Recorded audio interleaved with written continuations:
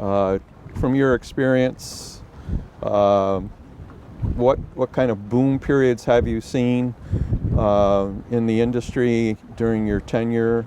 And let's, if you can, kind of focus maybe in on some of those 50s and 60s periods a little bit, if you could.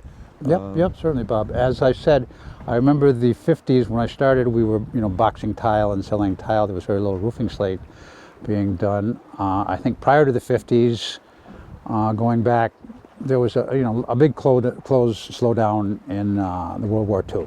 A lot of the quarries just became fallow, and so the roofing was prior to that was quite prolific. Then you had that World War II period, it seems, and a lot of the quarries just stopped working. All the men were gone to war and such, and I think the telescope was very active because that was part of the war effort, but the mining and the quarry industry kind of went fallow at that point. Coming back post-war, again, it was mostly tile, and then I think the tile business stayed very strong until probably the middle 70s.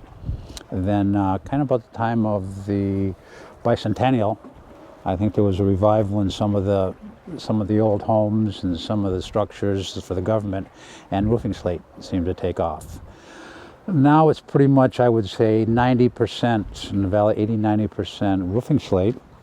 Still a little bit of tile being produced, but it's hard for the tile business to keep up with what is coming in from overseas, India, China, Brazil, Spain, Portugal. I mean, they all have such vast reserves compared to what we have here in the small Slate Valley. They just dwarf what we have, and obviously their labor is much cheaper, and so they can produce the tiles much cheaper. Whereas we are predominant in historical work with our roofing slate, particularly our colors, and it's a very high quality slate here too. I mean, we run up against occasionally in some of the places the Brazilians or the Chinese or the Indians, and they tend to be of a lesser quality. And I'm talking quality-wise by ASTM, your Society of Testing and Measurements, where we're an S1 slate, which is basically designated 75 to 100 years. The S2s are a little bit more of softer slate, higher percentage of water absorption. They tend to not be quite so resilient, I would say, in the northern climes. So we're able to keep that part of the market, but on the grand scale of things, the production facilities and the resources in the foreign countries far outstrip us. I wanted to kind of go back or add to the reference to taking the truck down to the tri-state area, and your website kind of comments on development of transportation. And what do you remember in those earlier years with the development of the Adirondack Northway and some of the trucking companies? Were you Loomis?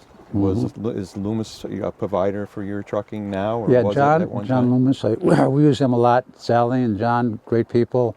Whenever I can, I try to utilize them.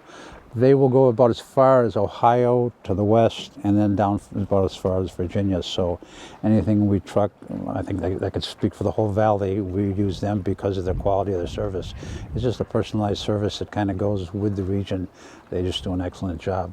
If you get further afield, if you're sending them intermodal to California or other places, then obviously we have to look elsewhere, and then we use the larger conglomerates and the logistic companies, which has changed a lot. I mean, if we look at containers going back and forth, the container ship, then also the intermodal, where they take a 53-foot box truck and they put that in a train. We all see those trains going back and forth, so that's become more prevalent. Then obviously putting it in a box truck or sending it LTL, which is less than truckload for the smaller quantities, and or flatbeds. So all that kind of determines where we can sell the slate and what we can get for it. Part of the reason we've kind of been out of the California market is transport. It's so tough to go across the country. But no, the development of transportation has been integral to the slate business. I mean, if you go way back when they used to take the slate, from here by horse and wagon over to the ditch, as they called it, the Erie Canal, and put it on the canal. My understanding is that it cost almost as much to transport the slate as it did to produce the slate. So, and that was too what we used to have in the 50s. I remember the last part of it. They used to produce originally what they called a number 1 slate, which is like 3/16 to a quarter. You see that a lot on the houses around Granville, and that was because the weight. I mean, you know, if you could get that extra bit of slate on the wagon over to the canal, you know, you'd make more money. So, you know, now the business has gone more toward the quarter to 3/8 nominal, which is easier for us to produce. Easier. So, transportation has played a big part. Big part. Okay.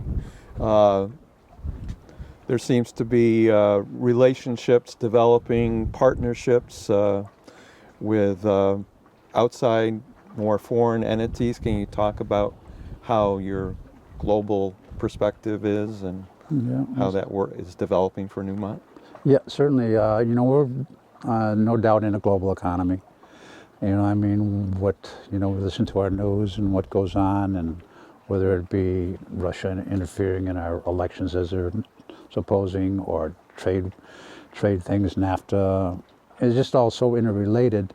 And as I alluded to before, the resources and the amount of slate in other places is just so much bigger than what we have in this valley. So it being a global market, we at Newmont have really decided to partner up and embrace that part of the industry. So we bring in a lot of imported slate, particularly the Spanish slate.